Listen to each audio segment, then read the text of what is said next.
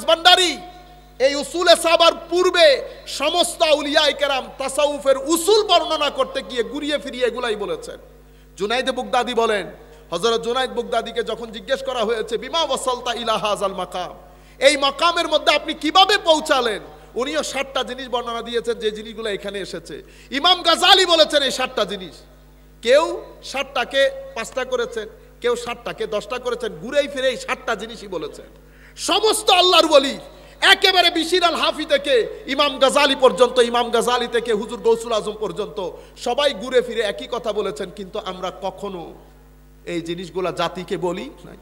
আরে সুফিবাদ কি জিনিস সেটা আমাকে জানতে হবে না। আপনি ইচ্ছে করলে নতুন একটা সংজ্ঞা দিতে পারবেন। যেভাবে নতুন হাদিস বললে কেউ গ্রহণ করবে না, সেভাবে তাসাউফের ব্যাপারে নতুন কথা বললে কেউ গ্রহণ করবে না। হাদিসের মধ্যে যেমন হাদিসের নির্দিষ্ট বই আছে, তাসাউফের মধ্যেও তাসাউফের নির্দিষ্ট বই আছে। তাসাউফের লাইব্রেরিও তাসাউফের কিতাবে ভর্তি, ফেকার লাইব্রেরি ফেকার কিতাবে ভর্তি, হাদিসের লাইব্রেরি হাদিসের কিতাবে ভর্তি। আপনারা বুঝতে পেরেছেন? ও ভাই, তাসাউফের কিতাব যখন রচনা হচ্ছে তখন তো হাদিসের কিতাবও রচনা শুরু হয় নাই। তাসাউফের কিতাব রচনা করেছেন হযরত ইমাম হারিস আল মুহাসিবি রাদিয়াল্লাহু তাআলা আনহু, 120 হিজরির মধ্যে বুঝে ইন্তেকাল। হযরত হারিস আল মুহাসিবির সাথে পিঠের সাথে তাবেঈর পিঠ লাগানো রাসালাতুল মুস্তারশিদিন উনি লিখে গেছেন। ইমাম আহমদ ইবনে হাম্বল লিখে গেছেন কিতাবুজ যুহুদ ওয়ার রাকায়েক, ইমাম আহমদ ইবনে হাম্বল লিখেছেন। ইমাম হযরত ইমামে আজম আবু হানিফা রাদিয়াল্লাহু তাআলা আনহুর ছাত্র ইমাম বুখারীর উস্তাদ হযরত আব্দুল্লাহ ইবনে মুবারক লিখেছেন। ইমামে আজমের আজিমুর শান ছাত্র ইমাম ওয়াকি বিন জাররা লিখেছেন কিতাবুজ যুহুদ ওয়ার রাকায়েক।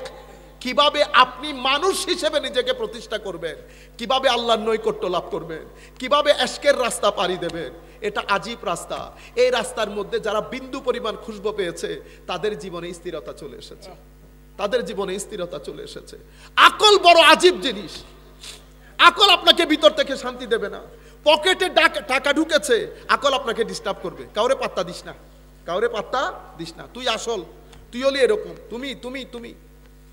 পকেটে সিনার ভিতরে এলম এসেছে, আকল আপনাকে গুতাবে, আগে যা আগে যা, চেয়ার ধরে ফেল। তুই কেন? আকল চাই আমাকে সবাই চিনুক, আকল চাই আমার জন্য সবাই দাঁড়িয়ে যাক, আকল চাই আমি আমার জন্য, আমি না হলে হইতো না। আকল আমি থেকে বের হইতে পারে না। আকল চাই আছে কোনো মায়ের ছেলে আমার সাথে বসে, আপনি আমি থেকে বের হতে পারতেছেন না। আমি হচ্ছে নফসের কারণে হয়। কিসের কারণে? নফসের কারণে। আমি শয়তানের রিপ্রেজেন্টেটিভ। কারণ যারা এশকের সমুদ্রে ডুব দিয়েছে তারা বলে নাই আমি। আল্লাহ যখন বলছেন আদমকে সিজদা করো, উসজুদু লি আদম, আদমকে সিজদা করো, তখন আকলওয়ালা কি বলছে জানেন? আমি সিজদা করতাম, আমি আমি তো সিজদা করব না। কেন সিজদা করবি না? কারণ আমি উত্তম। আকল মানে শয়তান আমির ভিতরে রয়ে গেছে। আর ফেরেশতারা যারা, তারা বলছে লা ইলমা লানা ইল্লা মা আল্লামতানা, মাওলা সিজদা করতে বলেছে, হযরত আদমের কদমে সিজদা করেছে। এটা এশক। এটা কি? এশক। কিন্তু আকল আপনাকে আমি আমির মধ্যে রেখে দিবে। আমি আমার চেয়ে কোনো কিছু আর উত্তম নাই। আকল সোসাইটিকে ডিস্টার্ব করে।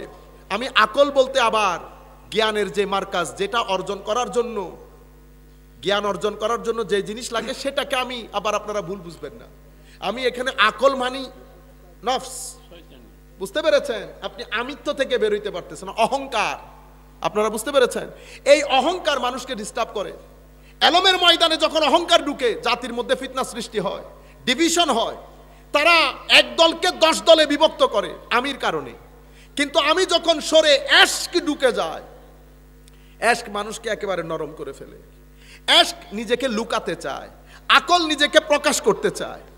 আমার আগে যা, চেয়ার ধরে ফেল, এটা মূল চেয়ার তোমার।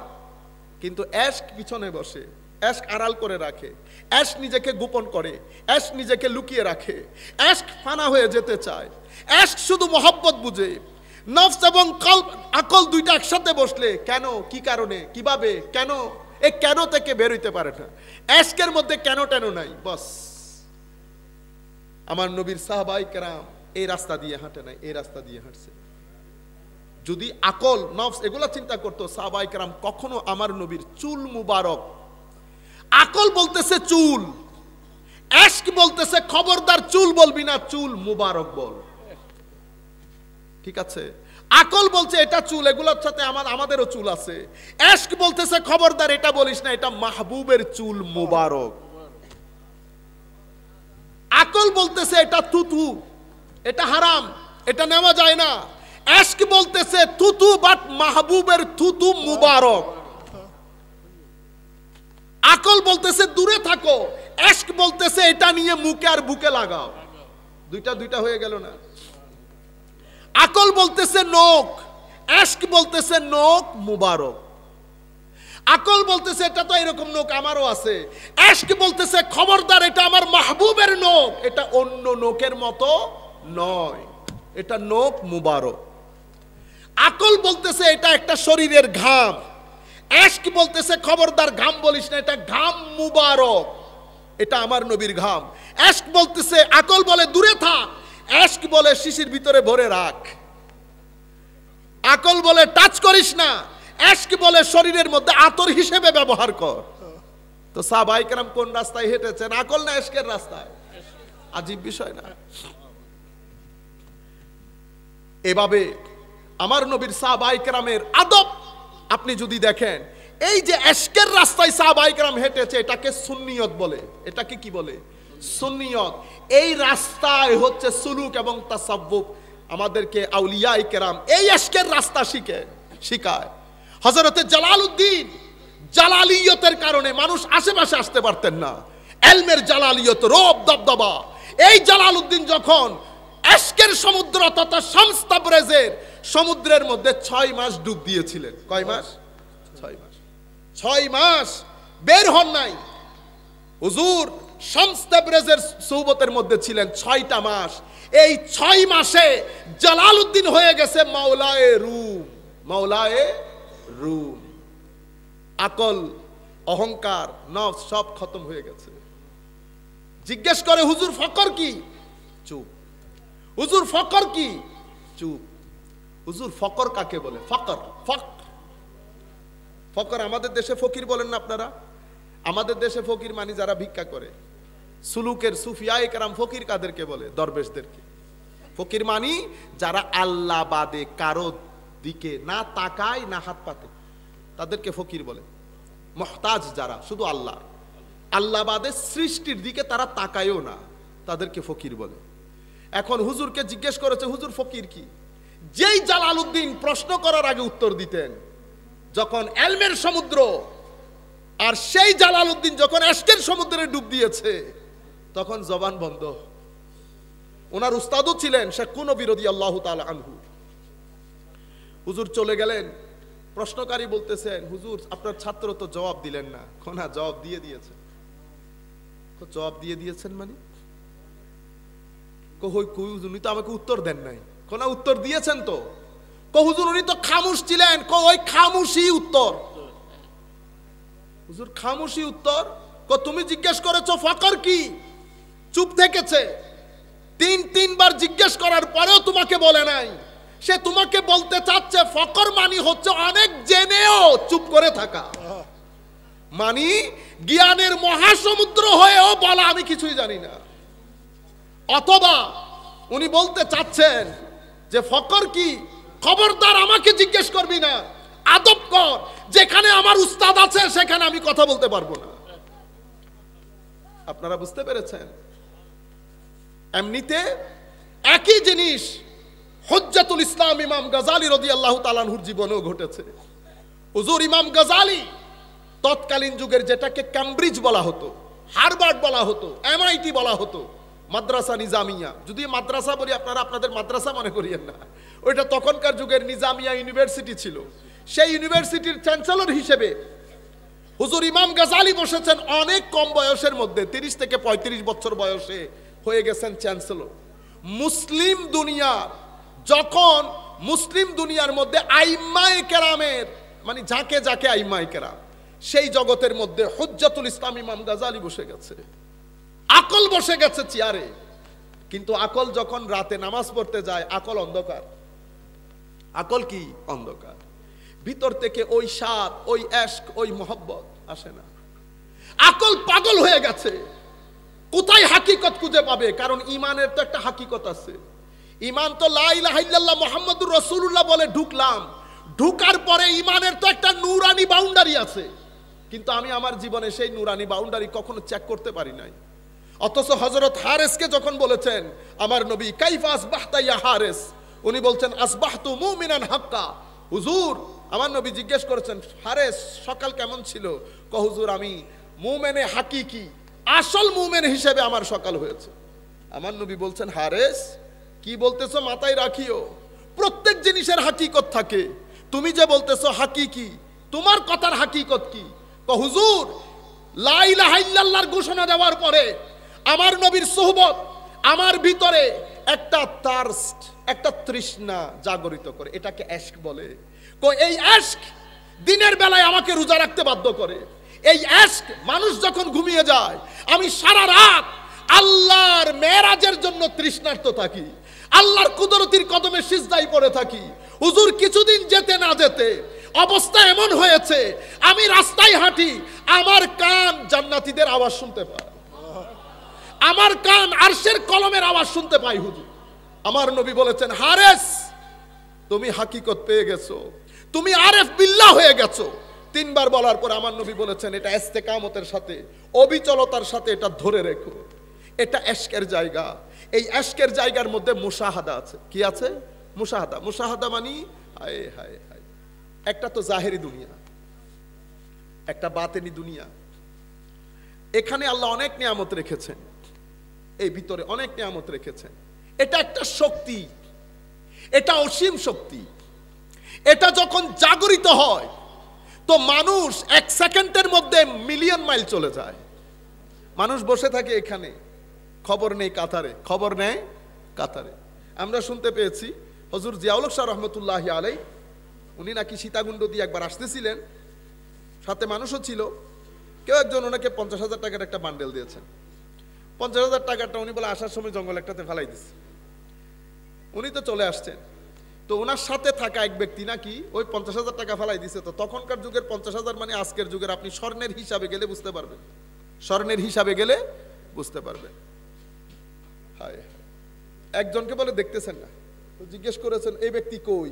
হুজুর একটু বাইরে গেছে। বাইরে যায় না, সে টাকা খুঁজতে গেছে। সে কি খুঁজতে গেছে? টাকা খুঁজতে গেছে।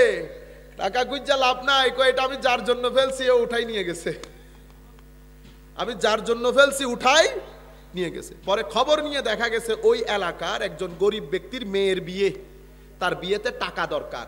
সেই ব্যক্তি ওই রাস্তা দিয়ে গরু নিয়ে যাবে, গরু নিয়ে যাবে, টাকাটা পেয়ে গেছে। টাকাটা আমি জাস্ট আপনাকে একটা এক্সাম্পল দিলাম, এটা আলাদা একটা দুনিয়া, এটা আলাদা একটা দুনিয়া আমাদের জন্য। এই কারণে আল্লাহ জ্ঞানও দুই ভাগ করেছেন, একটা ব্রেইনের জ্ঞান, একটা কলবের জ্ঞান। ব্রেইনের জ্ঞানের জন্য উস্তাদ দরকার, বই দরকার, ছাত্র দরকার, পরিবেশ দরকার। কলবের জ্ঞানের জন্য এগুলো সব দরকার, শুধু বই ছাড়া। কি ছাড়া? বই ছাড়া। এখানে কেন বই লাগে না? এই জ্ঞান বইয়ের না, এই জ্ঞান সিনা টু সিনা, সিনা টু সিনা। এটা একটা নূর, এটা একটা নূর। আমি এখানে বসেছি, আপনি এখানে লাইট লাগিয়ে দিয়েছেন, ঠিক না? আমার শরীর থেকে ঘাম বের হচ্ছে, আমার শরীর থেকে ঘাম বের হচ্ছে। লাইটের আলো যখন পড়ছে শরীর থেকে ঘাম বের হচ্ছে, তাইলে বোঝা যাচ্ছে আমার শরীরের ভিতরে পানি আছে, পানি আছে। যতক্ষণ লাইটের আলোতে আসি নাই পানি বের হয় নাই। পানি বের হওয়া না হওয়া মানে পানি না থাকা না, আছে। লাইট পাই নাই বিদায় পানি বের হয় নাই। তো আমি যখন লাইটের দৃষ্টিতে যাব পানি বের হয়, পানি বের হয়। এটাকে ঘাম বলে, এটাকে নূর বলে। আপনারা বুঝতে পেরেছেন? কলব থেকে যেটা বের হয় এটাকে নূর বলে, শরীর থেকে যেটা বের হয় এটাকে ঘাম বলে। আপনারা জিনিসটা বুঝতে পারতেছেন? এই এলম, এটা যখন ব্রেইনেরটা তো ব্রেইন পাইলেন, এটা যখন এটা তিন ধরনের হয়। এটাকে আমরা প্রথমে কাশফ বলি। কি বলি? কাশফ।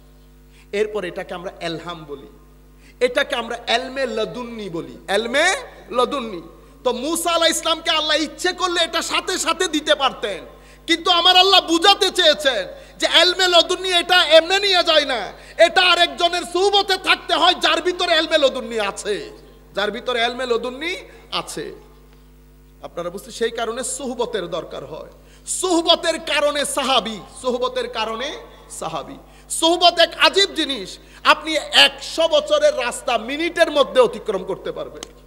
হুজুর গৌসুল আজম আব্দুল কাদের জিলানী রাদিয়াল্লাহু তাআলা আনহু, ওনার সুহবতে ডাকাত দল আসছে, দেখছেন না? ডাকাত দল। আমার গৌসুল আজম 18 বছরের যুবক, ডাকাত দল ডাকাতি করতেছে, একজন দূর থেকে বলতেছে আছে কিছু। সে কাছে গেল না কেন? সে কাছে যায় নাই কেন? কারণ আপনি চিন্তা করে দেখেন তো, হুজুর গৌসুল আজমের চেহারা কত দারুণ ছিল, কত নূর, সাদা কাপড়, সামান্য সামান্য দাড়ি, 18 বছর। তো হুজুর গৌসুল আজম দেখতে একটা জান্নাতি ফুলের মতো লাগতেছিল না? এ বয়েও তো সাথে যায় নাই, সেও তো বুঝে আল্লাহর ওলিকে। সে দূরে উস্তাদের কাছে গেছে, উস্তাদের কাছে গিয়ে একই ঘটনাগুলা বলছে। হয়তো সে বলতেছে যে হুজুর, ছেলে একটা দেখলাম আজি গোলাপের মতো জ্বলতেছে, আল্লাহর বলি হবে হয়তো। জিজ্ঞেস করলাম হুজুর, সে বলতেছে তার কাছে টাকা আছে। আমি তো সাহস করি না হুজুর তার পাশে যাওয়া, আসেন না একটু দেখেন না। তো সবাই মিলে আসছে, যেই হুজুর গৌসুল আজমের দিকে তাকাইছে, হুজুর গৌসুল আজমও দৃষ্টি দিছে। সিনার ফ্রিকোয়েন্সির মধ্যে যখন আসা শুরু হয়েছে, ওই দাগ বারোই না, ওয়াইফাইয়ের দাগ 1 2 3, এক দাগ যখন এখানে উঠছে, তখন সিনার মধ্যে তরঙ্গ শুরু হয়ে যায় না? এই তরঙ্গকে বলে ইমানের অক্সিজেন। ইমানের, আপনারা সমুদ্রের মধ্যে ঢেউ দেখেন না? কখনো বুঝেছেন সমুদ্রের মধ্যে ঢেউ কেন? সমুদ্রের মধ্যে ঢেউ না হলে সমুদ্রের মাছ অক্সিজেন পাইতো? আপনারা যখন মাছ চাষ করেন, মাছ চাষের মধ্যে আপনারা ওই পানি ডালতে থাকেন না, একটা ঢেউ তৈরি করেন না কেন?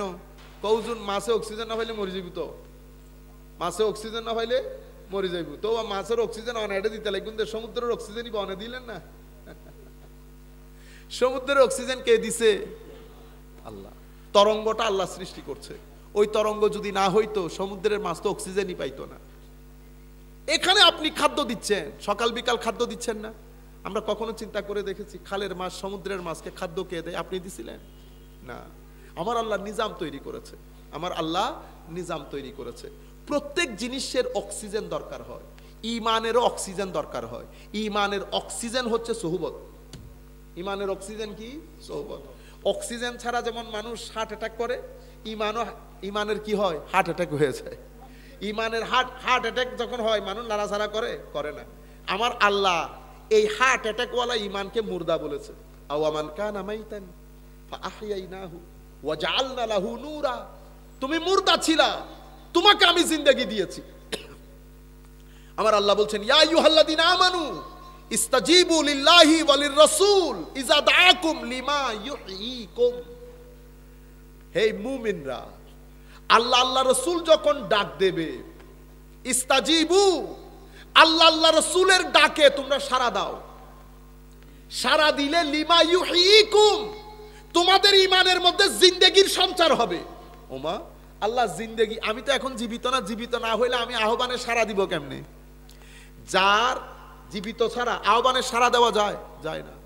কিন্তু আমার আল্লাহ বলছে, আল্লাহ রাসূলের আহ্বানে সাড়া দিলে ইউহয়িকুম, তোমার ঈমানের মধ্যে জিন্দেগি নসিব হবে। তাইলে বোঝা যাচ্ছে আমাদের এই হার্ট পাম্পিং এর জিন্দেগি ছাড়াও আরেকটা জিন্দেগি ঈমানের আছে, আরেকটা জিন্দেগি ঈমানের আছে। যদি না থাকতো, আমার আল্লাহ কখনো বলতো না, ইয়া আইয়ুহাল্লাযীনা আমানু ইত্তাকুল্লাহ ওয়াবতাগু ইলাইহিল ওয়াসিলা ওয়াজাহিদু ফি সাবিলিহি লাআল্লাকুম তুফলিহুন। হে ওই সমস্ত ব্যক্তি যারা ঈমানের হাকিকতকে পেয়েছে, আমি এটা সুফিয়ানা তরজমা করতেছি। হে ওই সমস্ত ব্যক্তি যারা হযরতে হারেস রাদিয়াল্লাহু তাআলা আনহুর মতো ঈমানের হাকিকত পেয়ে গেছে। ঈমানের হাকিকত কি কয়? ঈমানের হাকিকত হচ্ছে কুরবতে ইলাহি, আল্লাহর নৈকট্য। এটা হচ্ছে ঈমানের হাকিকত। কেন? আমার আল্লাহ কোরআনে পাকের মধ্যে বলছে, ইন্নামাল মুমিনুনা আল্লাযীনা ইযা যুকিরাল্লাহু ওয়াজিলাত কুলুবুহুম ওয়া ইযা তুলিয়াত আলাইহিম আয়াতুহু যাদাতহুম ঈমানা ওয়া আলা রাব্বিহিম ইয়াতাওয়াক্কালুন ওয়াল্লাযীনা ইউকিমুনাস সালাহ ওয়া মিম্মা রাযাকনাহুম ইউনফিকুন উলাইকা হুমুল মুমিনুনা হাক্কা। আমার আল্লাহ বলেছেন, ঈমানের হাকিকত যারা পেয়েছে তাদের নামাজ তারা জিন্দেগিতে কায়েম করতে পারবে। যা কিছু আমি তাদেরকে দিয়েছি খরচ করবে। তাদের সামনে আল্লাহর জিকির হলে তাদের সিনা বের হয়ে আসতে চাইবে। তাদের সামনে তিলাওয়াতে কোরআন হলে তাদের ঈমানের সাগরের মধ্যে তরঙ্গ তৈরি হবে। তারাই আসল মুমিন, ঈমানের হাকিকত পেয়েছে তারা। আপনারা বুঝতে পেরেছেন? আপনি আল্লাহর ওলিদেরকে বাদ দিলে মুমিন খুঁজে পাবেন, এত সহজ। সম্মানিত উপস্থিতি, আমি আপনাদেরকে বুঝাতে চাচ্ছি, আমাদেরকে ভুল বুঝানো হচ্ছে। দুই জায়গা থেকে ষড়যন্ত্র আমাদেরকে বরবাদ করে দিচ্ছে। একটা এইথিজমের ষড়যন্ত্র, আধুনিকতা এবং বিজ্ঞানের নাম দিয়ে, আধুনিকতা এবং বিজ্ঞানের নাম দিয়ে আল্লাহর অস্তিত্ব নাই, দ্বীনের প্রয়োজন নাই, আখিরাত নাই, এই দর্শনটা বাংলাদেশের ঘরে ঘরে প্রচার করা হচ্ছে। বাংলাদেশের ঘরে ঘরে আপনার ছেলেকে যখন আপনি শহরে পাঠালেন, সে চিটাং ইউনিভার্সিটি বা ঢাকা ইউনিভার্সিটিতে ভর্তি হয়েছে, সে তো আগ পর কোনো কিছু জানে না। নতুন নতুন বই আরুজ আলী মাতুব্বর পড়েছে, ডক্টর হুমায়ুন আজাদ পড়েছে, সে মনে করেছে সে বহুত কিছু হয়ে গেছে। আমি কেন ঈশ্বরে অবিশ্বাস করলাম, এই সমস্ত দুই একটা চটি বই পড়ে সে কোরআনের মতো কিতাবের বিরুদ্ধে দাঁড়িয়ে যায়। যেই কোরআনের মতো কিতাবের বিরুদ্ধে কুল কায়নাত বাদ দেন, নাসা পর্যন্ত কখনো শক্তি দেখিয়েছে। এটা এমন একটা কিতাব, পৃথিবীর যেই কোনো সময় যেই কোনো বিশ্ববিদ্যালয়ে গিয়ে আপনি সিনা টান করে বলতে পারবেন এটা কোরআন আল্লাহর কিতাব। কোন মায়ের ছেলে নাই কোরআনকে চ্যালেঞ্জ করে আল্লাহর কিতাব না বলবে। আপনারা বুঝতে পেরেছেন? সেই ধরনের একটা আজিম কিতাব মিশরের ডক্টর জগলুল নাজ্জার, দোয়া করি আল্লাহর দরবারে মাওলাই করিম যেন আমাদের উস্তাদ ডক্টর জগলুল নাজ্জারকে হায়াতে তৈয়বা তবিলা তাহেরা দান করে। পবিত্র কোরআনকে পুরা পৃথিবীর বুকে ছড়াচ্ছে কোরআনের বৈজ্ঞানিক বর্ণনা দিয়ে। আজ পর্যন্ত ডক্টর জগলুলের বর্ণনা আপনারা ইউটিউব দেখেন, ওখানে উনি ইংরেজিতে বক্তব্যগুলা দেন, পৃথিবীর যেই প্রান্তে যান কোরআনের সায়েন্টিফিক ইন্টারপ্রিটেশন দিয়ে উনি বলছেন বেটা যেখানে যাবে কোরআনকে তুলে ধরবে, কারণ কোরআনকে ডিল করার মতো শক্তি আল্লাহ পৃথিবীতে বানান নাই। কিন্তু আমাদের ছেলেরা কলেজ বিশ্ববিদ্যালয়ে গিয়ে অতি আধুনিকতা, অশ্লীলতা, ফেসবুক, এরপরে আধুনিক দর্শন, এগুলা পড়ে আমরা যোজন যোজন ধরে চলে যাচ্ছি এবং এই জিনিসগুলাকে আমরা প্রমোট করি। এখানে আমাদের ছেলেরা আস্তে আস্তে দাহারিয়া দর্শনের দিকে চলে যাচ্ছে। দিন নাই, ইমান নাই, আকীদা নাই, আখিরাত নাই। কিন্তু আপনি যদি ওই ছেলেকে ডেকে জিজ্ঞেস করেন এই পর্দা দেখতেছেন না, এটা আল্লাহ বানাইছে, এ বলবে আপনি মিথ্যুক। আপনি কি মিথ্যুক? এটা আল্লাহ বানাইতে হয়? আবার একই ছেলেটাকে যদি সমুদ্রে দেখিয়ে বলেন যে এটা আমার দাদা বানাইছে, সে বলবে আপনি মিথ্যুক। ওমা, এখানেও মৃত্যুক ওখানেও মৃত্যুক। কেন? সমুদ্র আপনার বাবা বানাইতে পারবে না, তো কে বানাইতে পারে? মানে এটা সমুদ্রের জন্য একটা বড় শক্তি দরকার। ও বড় শক্তি আল্লাহ। আর কি বড় শক্তি? কে? আল্লাহ। আমি আপনাদেরকে বোঝাতে চাচ্ছি আকীদার এই ক্ষেত্রে এই আক্রমণ। দ্বিতীয় ক্ষেত্রে মুহাম্মদুর রাসূলুল্লাহ সাল্লাল্লাহু আলাইহি ওয়াসাল্লাম, আমার নবীর শানে বিয়াদবির এক বাজার গরম হয়েছে। এই বিয়াদবগুলা এটা এমন ভাবে বিয়াদবি শুরু করেছি, এরা আবার সাইকুল হাদিস, এরা আবার কি? আমি আপনাকে বলতেছি আপনি ঈদে মিলাদুন্নবী না করেন, কিন্তু সেটা ভদ্র ভাষায় তুলে ধরেন। ডক্টর তকি উসমানী পাকিস্তানের, আপনারা হয়তো অনেকে অনেক বড় আলেমে দিন, আমি অ্যাপ্রিসিয়েট করি, শ্রদ্ধা জানাই। উনি বলছেন আমি ঈদে মিলাদুন্নবী পালন করি না, কিন্তু কত সুন্দর করে তুলে ধরেছেন। আমার নবীর কোনো মেসাল নাই। উনি বলতেছেন আমার নবী লাজবাব, আমার নবীকে না বানাই না আল্লাহ অন্য কিছুই বানাইতো না। আমার আর দুঃখ লাগছে? দুঃখ লাগে নাই। উনি বলতেছেন তবে আমি শরীয়তের কিছু হুকুম আহকামে থেকে দৃষ্টি দিয়ে আমি এটা পালন করি না। আমার মনে দুঃখ লাগে নাই। কেন?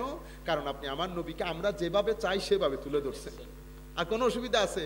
এবার আমি আপনার কদম বুসি করতেও সমস্যা নাই, কিন্তু আপনি যদি ওই প্রথম কথাগুলো না বলতেন তাহলে তো আমার গায়ে লাগতো।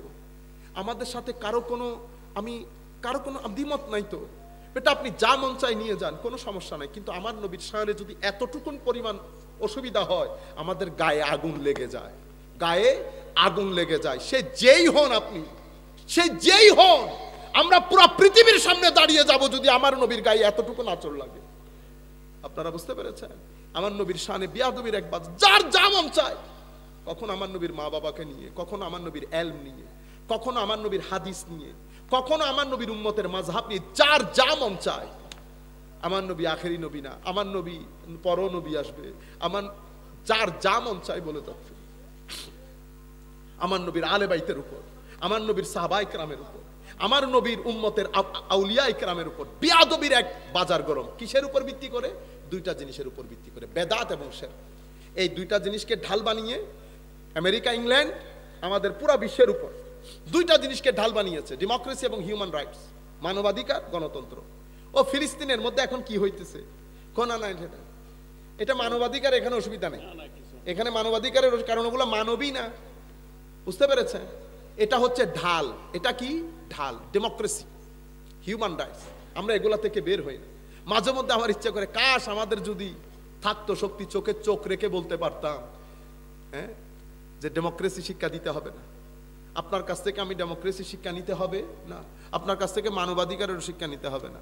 Late us define, okay, let us define ourselves based on our culture, customs and our morality, our ethical values.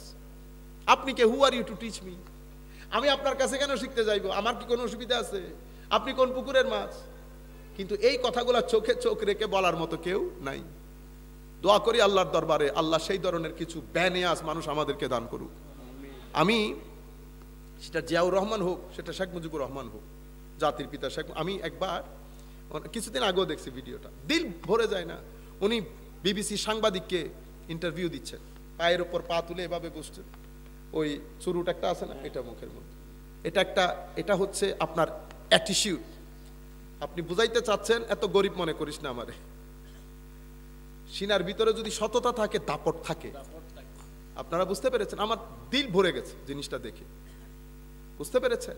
আমি আপনাদেরকে বলতে চাচ্ছি এই যে চোখে চোখ রেখে কথা বলা, এই জিনিসটা আমাদের থেকে হারিয়ে যাচ্ছে, বুঝতে পেরেছেন? তো এরা কি করে? মানবাধিকার শিখাইতে আসে, এগুলা করে আমাদের এখানে যত ধরনের অরাজকতার সৃষ্টি সবকিছু হচ্ছে।